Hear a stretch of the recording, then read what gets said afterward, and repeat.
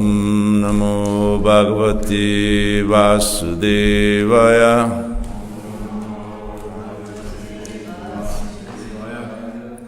Naranam Namaskritya Naram Chaiva Narottamam Devim Sarasvatim Vyasam Tato Jayamudhirayat Nasta Prayesha Bhadreshu Nityam Bhagavata Sevaya Bhagavati Uttamaśloke Bhaktir Bhavati Naistiki Vanchakalpatarubhyascha Kripasindhubhyeva Cha Patitanam Pavanebhyo Vaishnavibhyo Namo Namaha Mukam Karoti Vachalam Pangum Langayate Girim Yat Kripatamaham Vande Dikshiguram Nirataranam Paramanandamadamam Shri Chaitanyamishvaram. So, reading from the third canto. Thank you. Chapter 33, text 30, of Srimad Bhāgavatam, the cream of Vedic literature, the story of the Supreme Personality of Godhead and his associates and devotees. Evam sa kapiloktena Evam sa kapiloktena Marginan, I'm sorry, I don't have my glasses. Margina chirata param Margina chirata param Atmanam Brahmanirvanam Atmanam Brahmanirvanam Bhagavantam avapaha Bhagavantam avapaha Evam sa kapiloktena Marginachirata param Atmanam Brahmanirvanam Bhagavantam avapaha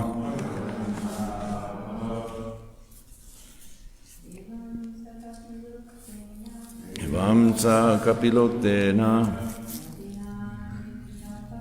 Margina chirata param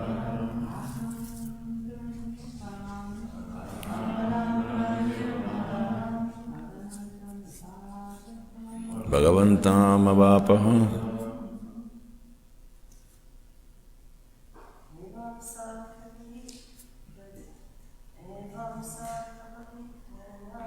Evam sa kapiloktena Margina chirata param Atmanam Brahmanirvanam Bhagavantam avapaha. Anyone else? Evam sa kapiloktena Margina chirata param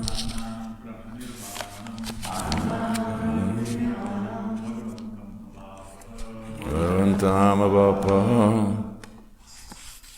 Anyone else? This is your chance. Evam sa kapiloktena Margina chirata param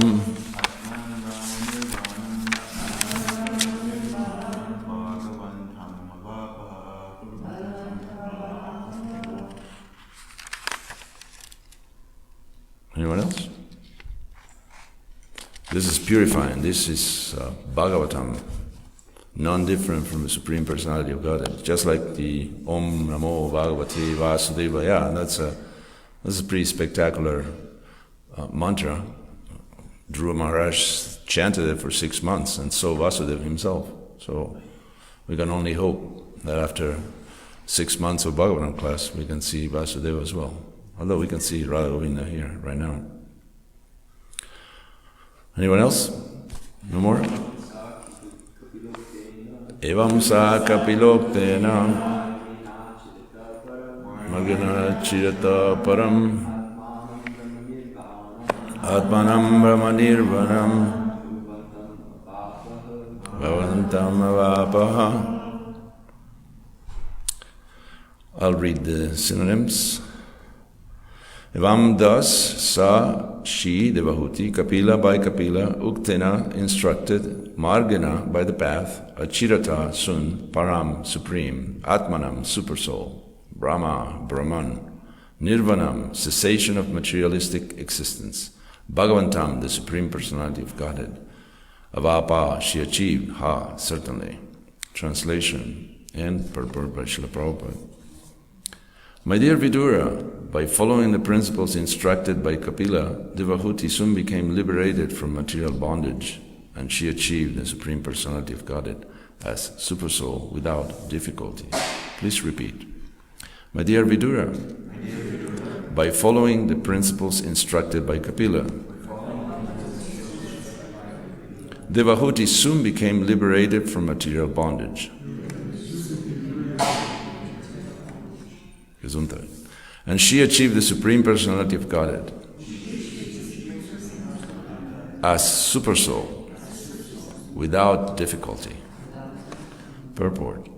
3 words have been used in this connection to describe the achievement of Devahuti: Atmanam, Pramanirvanam, and Bhagavantam. This refers to the gradual process of discovery of the Absolute Truth mentioned herein as the Bhagavantam. The Supreme Personality of Godhead resides in various Vaikuntha planets. Nirvana means to extinguish the pangs of material existence. When one is able to enter into the spiritual kingdom or into spiritual realization, one is automatically freed from material pangs. That is called Brahma Nirvana. According to Vedic scripture, Nirvana means cessation of the materialistic way of life. Atmanam means realization of a supersoul within the hearts. Ultimately, the highest perfection is realization of the Supreme Personality of Godhead. It is to be understood that Devahuti entered a planet which is called Kapila Vaikuntha. There are innumerable Vaikuntha planets predominated by the expansions of Vishnu. All the Vaikuntha planets are known by a particular name of Vishnu. As we understand from Brahma Samhita, Advaitam Achyutam Anadir Ananta Rupan. Ananta means innumerable. The Lord has innumerable expansions of His transcendental form, and according to the different positions of the symbolical representations of His 4 hands, He is known as Narayan, Pradyumna, Aniruddha, Vasudeva, etc. There is also a Vaikuntha planet known as Kapila Vaikuntha, to which Devahuti was promoted to meet Kapila and reside there eternally, enjoying the company of her transcendental son. The verse again, my dear Vidura, by following the principles instructed by Kapila, Devahuti soon became liberated from material bondage, and she achieved the Supreme Personality of Godhead as Supersoul without difficulty. So this is Maitreya Muni speaking to Vidura. Just to give you a little background, Vidura is no ordinary person. He had an unusual birth. This is Vyasadeva was convoked by his mother, Satyavati.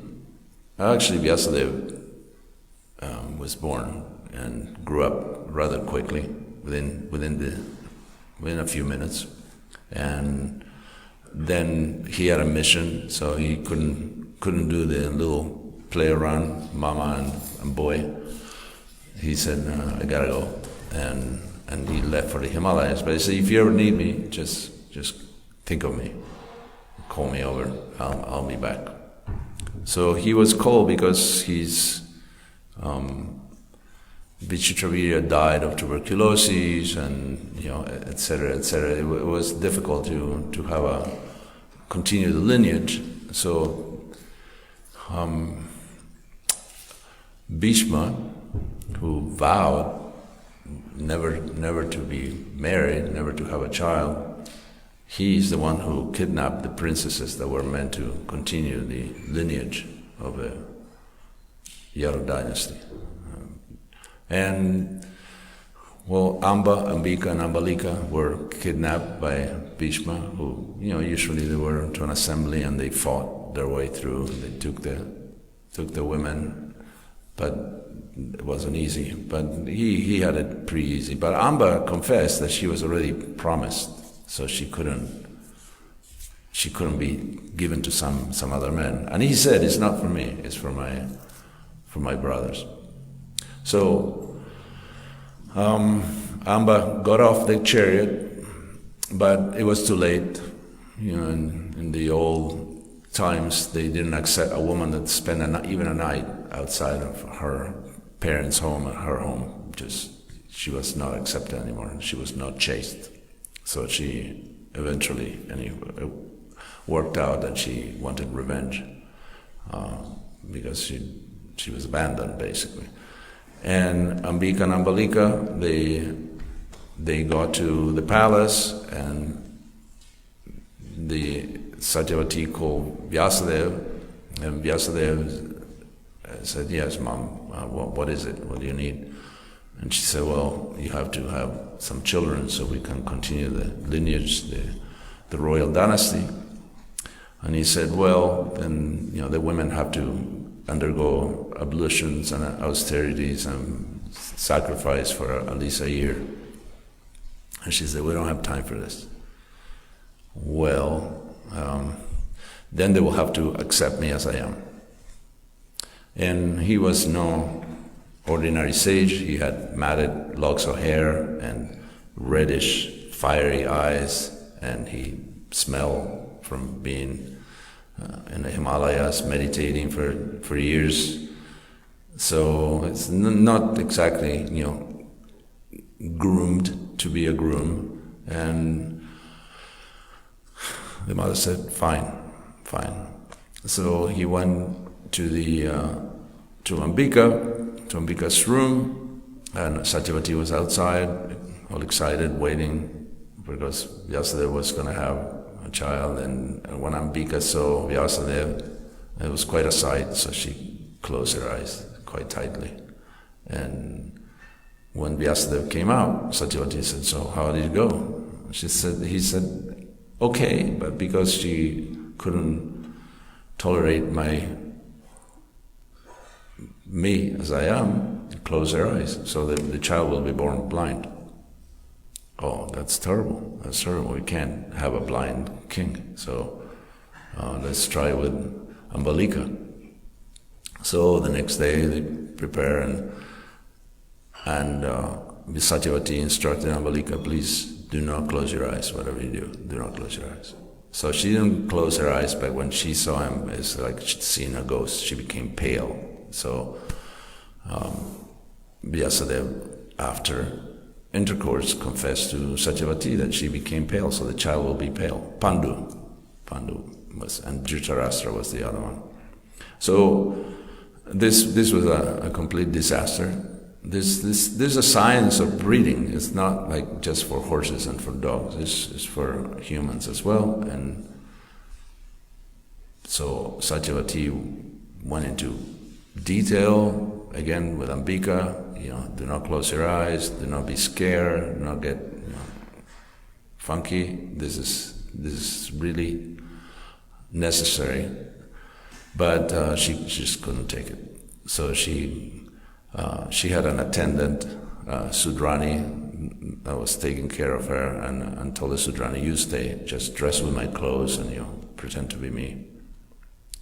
And Vyasadeva, being an incarnation of the Supreme Personality of Godhead, he knew what was taking place, but still, because she was so nice to him and was serving him so nicely, he gave her a child.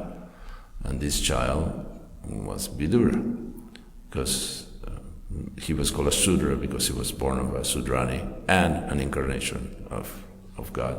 So Vidura was the wisest of them all.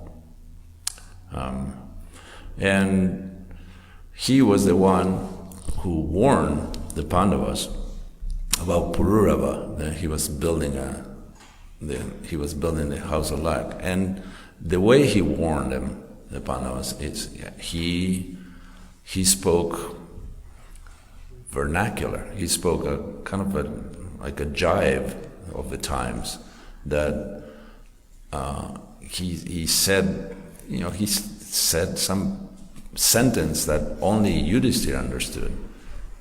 They were asking Yudhishthira, what was that? What did he say? Because it was it was in the royal palace, so there were lots of intrigues and there were spies everywhere, and everybody was listening in. So Vidura didn't want for anybody to know that he was revealing the danger that the Pandavas were gonna get in. So after they left the assembly, they asked Vidura, they asked the Yudhishthira, what was that about? I didn't understand a word. And he said, there's danger. There's danger that there's going to be an attempt to kill us very soon. So when they went to the house of luck, they entered. Yudhishthira, being so smart, he said, "This looks highly flammable, this house." It was actually very flammable because it was constructed with bamboo, they ground bamboo, and they mix it with lacquer and so on, just to make it extremely flammable. And Bhima, being a voracious eater, he said, "It smells like ghee." It smells a lot like ghee. And it was actually the bamboo and the wood that it was used, that was extremely flammable, was made even more so by mixing it with ghee and building the walls that way. So it was literally a fire trap, as you could just start a fire and the whole house will be consumed within moments, like kindling. So this was Vidura who warned him, and also he told the Pandavas that he knew a digger that was a very expert, kind of like a specialized architect. He made tunnels, and he made them in such a way that both the entrance and the exit were completely disguised, so you couldn't tell there was a tunnel there at all. So he built a tunnel under the house. So only after the tunnel was completed is that the Pandavas accepted Pururava's invitation to go into the house of Laka, because they had an exit.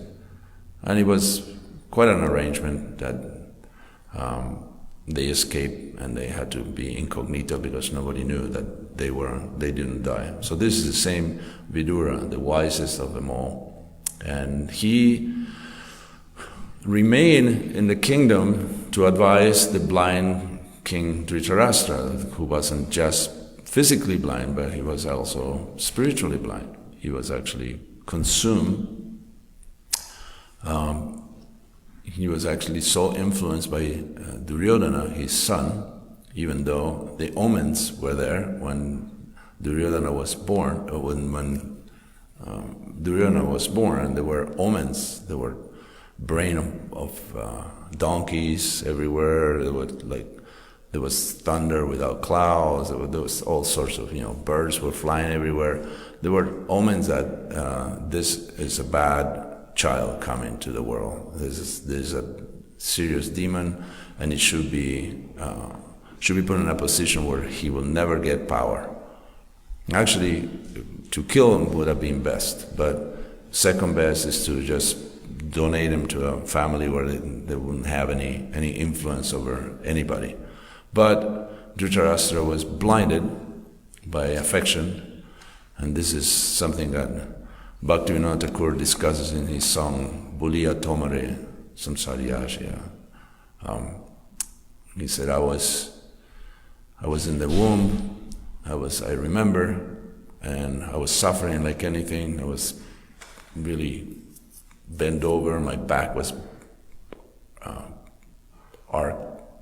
arched, and I had terrible pain, and I was being bitten by bugs, and I wanted to get out, and all of a sudden I had a glimpse of you, my Lord, and I promise you, I'm sorry, I've forgotten about you, and I will serve you as soon as I come out of this torture. I will serve you. I will be your servant. But then birth was very shocking. He had to come out through the birth canal, and it was like such a physical shock that he forgot about that. And then immediately was taken by his mother and father, and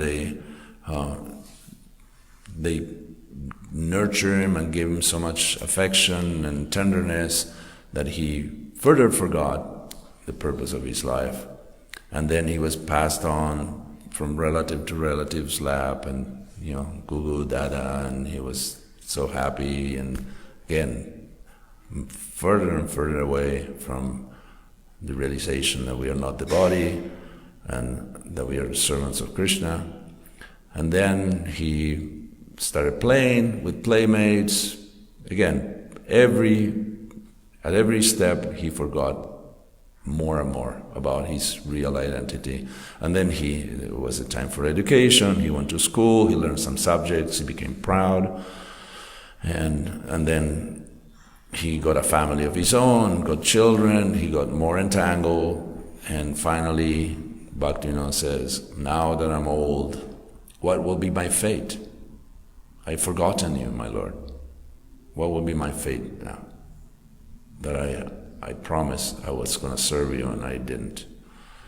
So this is, at that point, there was a point where Dhritarashtra was beyond help.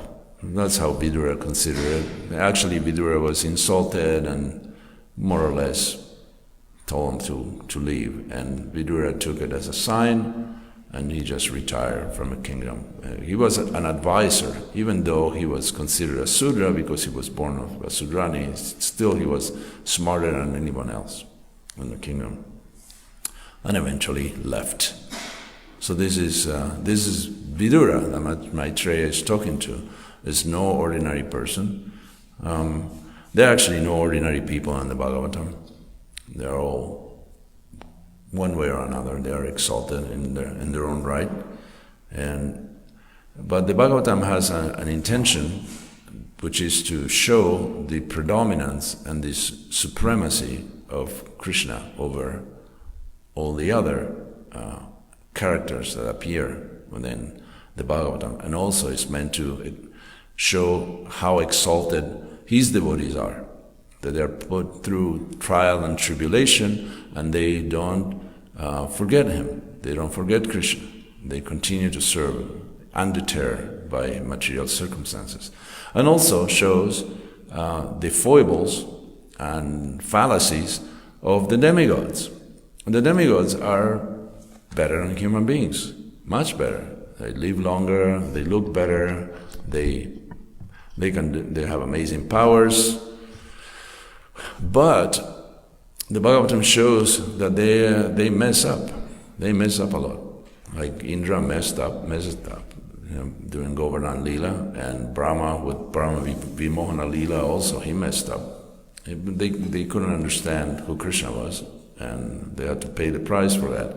And Indra was cursed. I mean, the demigods have all sorts of trouble. And the Bhagavatam is showing that the demigods are fallible, so people do not concentrate on worshipping the demigods, because there is a very quick exchange with the demigods, that you can actually worship the demigods and get material rewards, whether it be gross or subtle, very quickly and very easily. But the Bhagavatam shows them in a different light, so you don't become attracted to worship of the demigods. This is discouraged.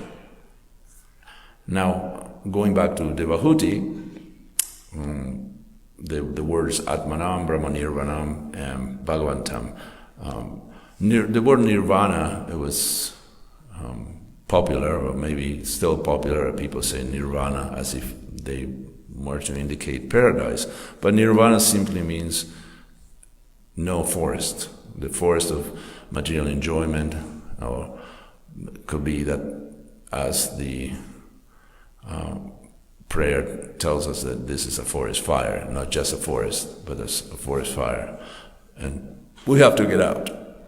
So nirvana means the cessation of material activities. And is used mostly in, although it was adopted from the Vedas, was used very much by the Buddhists, like nirvana, paradise, because they want to achieve ultimate void, nothingness. But as it's used here, Brahmanirvanam, Atmanam, Brahmanirvanam, Bhāgavatam, these are the gradual processes of discovery of the absolute truth as Brahman, Paramatma, and Bhagavan. So, considering that Devahuti had Kapila as her son, she went right to the ultimate realization of a supreme personality of Godhead, and at the end went to Kapila Vaikuntha, a planet dedicated to Kapila, the incarnation of God, and lived happily ever after with her son. So there's all these romantic ideas about soulmates, and husband and wife are going to meet in the afterlife and live happily ever after. This is nonsense. But in the case of Devahuti, no, she actually met with her son and lived happily ever after. This is true.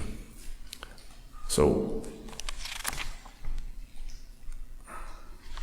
we're getting to the very end of this chapter, actually to the canto. So any questions, comments, realization, or anything else? Yeah. Mother Nidra. Could you say something about what Srila Prabhupada said about the happily ever after devotees, the encouraging? You mean in what sense? Like how we talked about ISKCON, the spiritual world, and where would we go, where did Jaya go, and all these good, happy things. Prabhupada didn't give much detail about our ISKCON in the spiritual world. He said there is an ISKCON in the spiritual world, just like there is Krishna Lila and Gaura Lila simultaneously, and I'm sure Ram Lila somewhere. He didn't spend much time on detail, but he said that devotees will be together. Well, because we have the same mission, and we follow the same acharyas. Is basically a family that is going to be a family reunion that is going to last forever. There was an old man living in the Miami temple that used to say that in Krishna consciousness the pay is not very good, but the retirement plan is out of this world. So the retirement plan is out of this world. Yes. So we count on that after retirement we're not gonna just do carpentry in our garage and go to yard sales. We're actually gonna meet our eternal associates, friends, companions, and family, and hopefully never have to come back to this miserable world. The world has everything it needs to look good, but it has no substance, has no Krishna consciousness. And Bhaktisiddhanta said that this world has everything except for Krishna consciousness. Everything is there. So we do have a family here, the devotees. Of course, we are not all in the completely purified state where everybody gets along fine and there is just happiness and butterflies, unicorns, and rainbows and all that. It's just a little bit below the mark of perfection, but we're all working towards the same goal. And we should see that this is our training ground, that all these things that are happening to us and all the people that we meet that we wouldn't want to meet. They're just our spiritual exercise. These are our specially designed by a trainer, by an expert trainer, Krishna himself. This is the type of exercises that you're gonna work on the muscles that are very weak at this point, and they have to get stronger. Because it's true that we, especially living in a community, you meet people, devotees that are, if you had to make a compatibility chart just based on the material platform, you will cross the street, you wouldn't even shake hands with some of them. But we have so much in common, such a strong bond in common, which is Krishna consciousness, that it cannot be ignored, because that's the main thing. All the other things are basically due to our upbringing and due to our past, and I'm not saying just within this lifetime, maybe many lifetimes of not cultivating Krishna consciousness. So we just have to tolerate people like they tolerate us. I mean, we don't take that into consideration, but you think, oh, I can't stand this person. But if you have to, if it was someone, and this my wife brings to the surface kind of rather often, that you couldn't live with someone like yourself. That's her line to me. And we may not see that as being true, but it kind of is. I experience it as I play table tennis for exercise, and I also used to coach to make some supplemental income. And I play all sorts of players, defensive, offensive, etc., etc. And the ones I had the most trouble with are those who had my style of playing. They play exactly like me. I just couldn't stand it. So I can't understand, because it was difficult, it was tricky, and it was just exactly what I didn't want. So I can understand that, yes, I have a high concept of myself, but if I actually had to cohabitate with someone like me, it would be a completely different story. So we may not be able to realize that our family, may be all dysfunctional and messed up and strange and bizarre and weird, but it's our family. I mean, everybody, we all came from different families, and in our material families, we always had some quirky, weird little guys or girls in the family that we had very little in common, but they were blood, so we tolerated them. So this is the test coming back again to the surface, that we have such and such, I can't stand because of this or that, but we have to understand the person is working, is sincere enough to practice Krishna consciousness, which takes a lot of determination, and is trying their best, and we should follow that example and try our best and become tolerable to others, just like others, should be tolerated by us. Because Lord Chaitanya didn't say, become humble if you can, tolerate a few things, and then chant Hare Krishna. He said, humble like a blade of grass. Blade of grass. You can't get more humble than that. People walk on it. People spit on it. People cut it. As the dogs poop on it. So, can you become more humble than that? And tolerate like a tree. The tree is carved with initials. Bob loves Patricia, and they have to just stand there because they can't move, and other people carve it, and they put signs, lost cat and all that, selling bicycle, and the change of weather gets freezing cold and gets hot, and the tree just doesn't, offers shade, offers fruit, offers wood. That's to be tolerant. And in that state, if you're humble like a blade of grass, and if you're tolerant like a tree, and if you offer respect to others, regardless of what they offer you, it's not like, okay, you respect me, I'll respect you. No. You don't respect me, I still respect you. That's a state of mind. In that state, then you can chant.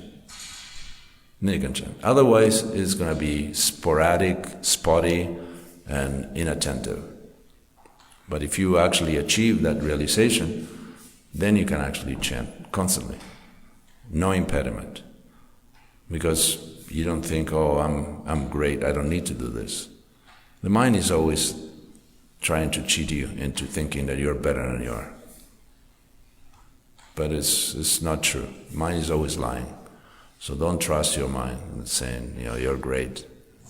Just all you have to do now is to make the world realize that, how great you are. That's your job. That's your mission in life. Just make others realize how great you are. No, you're not great. You're actually quite insignificant. You're very, very tiny, fragmental, and your only virtue is that you're part and parcel of God. If you weren't, you had nothing. But you have something. You're important to Krishna. Therefore, you're important to everybody else. It should be. But not based on your merit as how good of anything you are. So, in that state of mind, we can chant and go live in one of the Vaikuntha planets to our choice, because Krishna doesn't intervene when it deals with free will. You can go wherever you like, wherever your mind takes you, wherever your intelligence guides you, wherever the super soul will actually take you to wherever you need to go. But the best thing is to go to Krishna's planet, because that's the highest, and you should always shoot for the highest. As Prabhupada said, if you're going to hunt for a rhinoceros, because if you don't get it, nobody's going to blame you or criticize you. So we are going to get out of this world, let's go to Goloka Vrindavan. Let's not do any stops in between. And it says that when a soul is taken back to the spiritual world, some of them go for a guided tour first to see, to check out the heavenly planets and this place, that place. But as we have seen in the brochures written by Srila Prabhupada, volumes of them, there is one better destination for all of us. Skip all the other imitation, or like the material world, it's all imitation.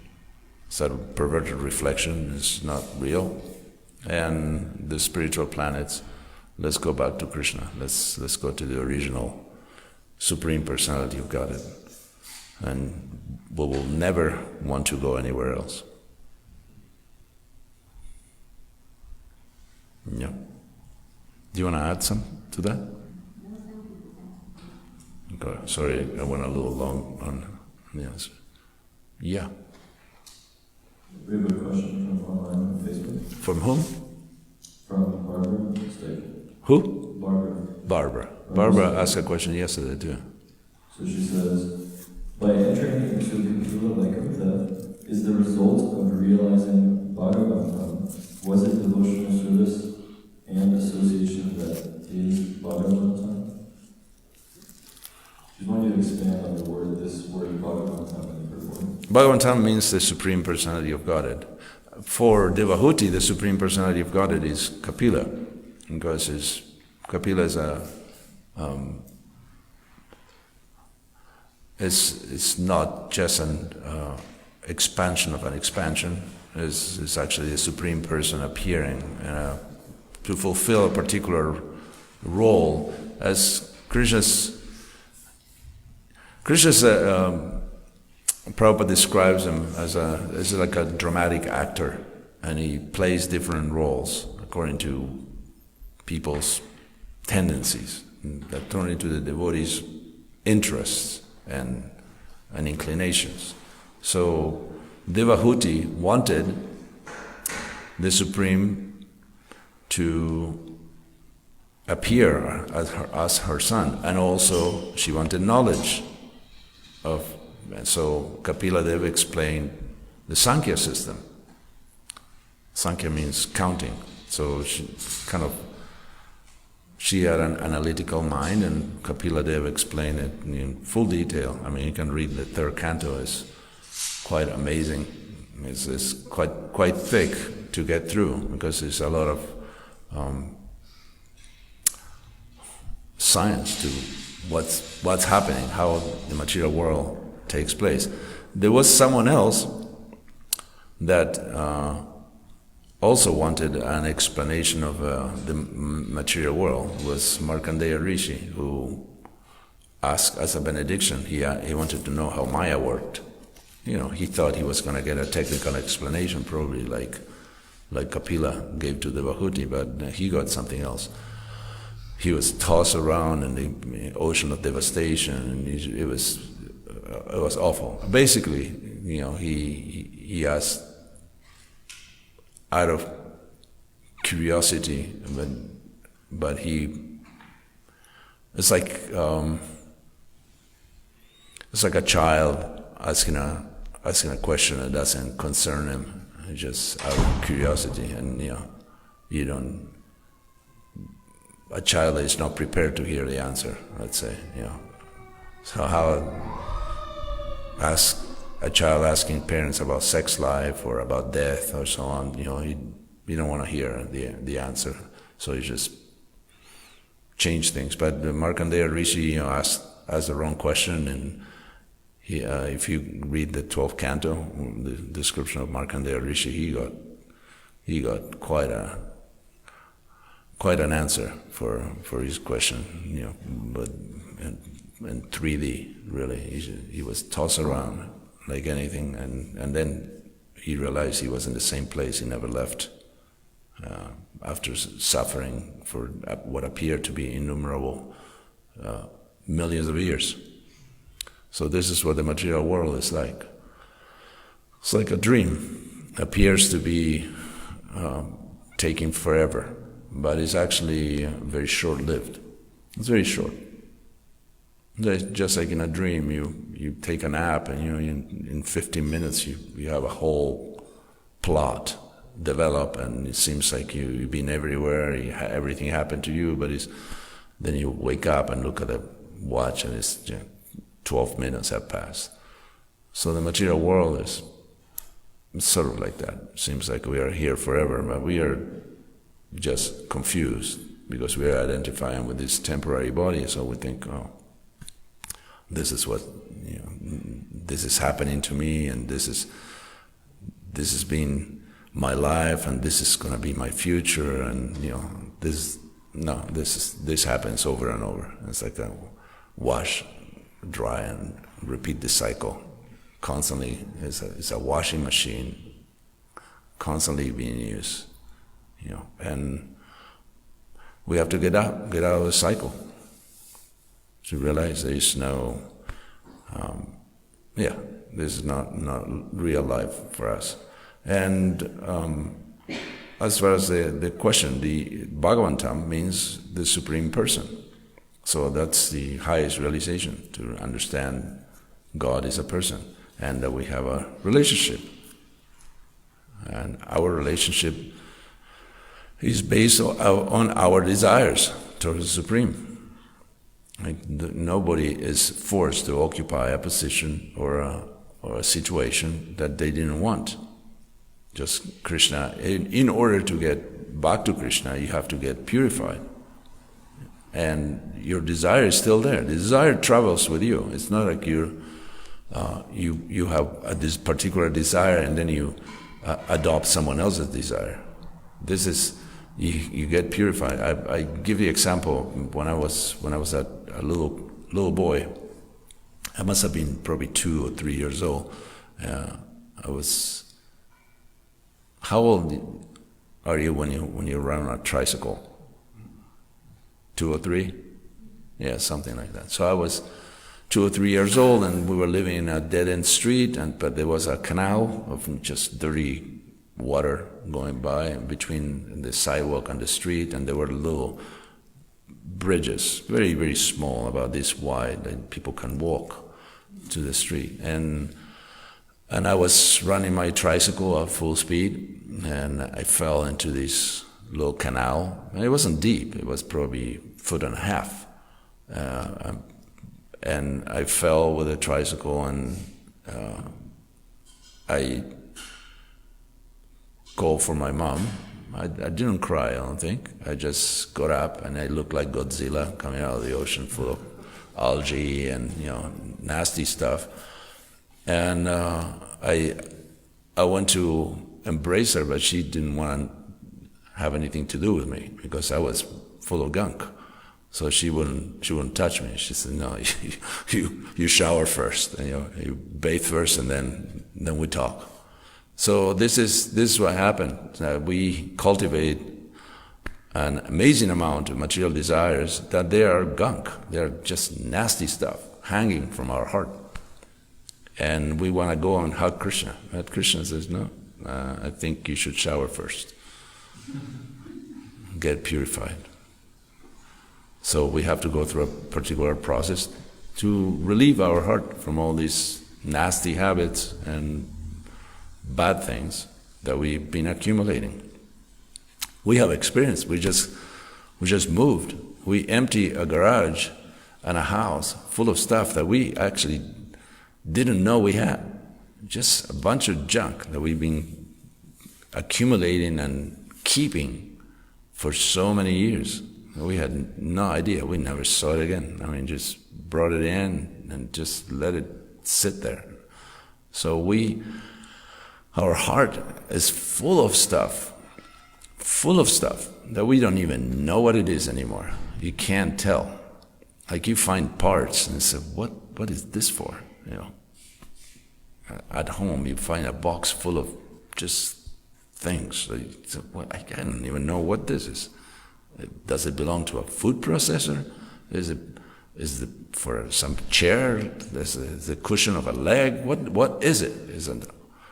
I have no idea. So our heart is, because we avoid interacting and looking and scrubbing and taking it out to the surface, we have forgotten, and we have so much junk to get rid of.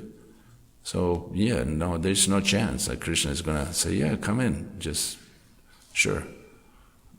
Yeah, just get the house dirty, no problem." No, it's a very neat place that he has, and he doesn't have OCD. He's simply well behaved and doesn't want people to come in that have dirt and junk and nasty stuff all over themselves. So you get clean, and you can come in. It's your home, but first you get clean. So as far as realization of a super soul, well, the super soul is only existing in the material world. There's no super soul in the spiritual world. So there's the realization of Paramatma is for people living in the material world. In the spiritual world is only Bhagavan.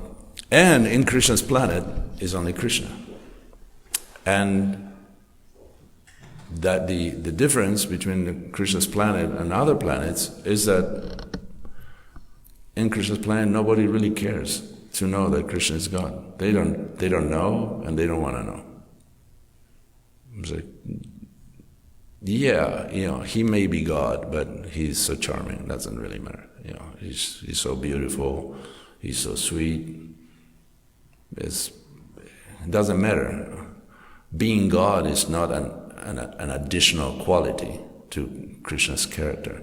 And Krishna's most, at least to me, most notable feature is his detachment. Can you imagine that?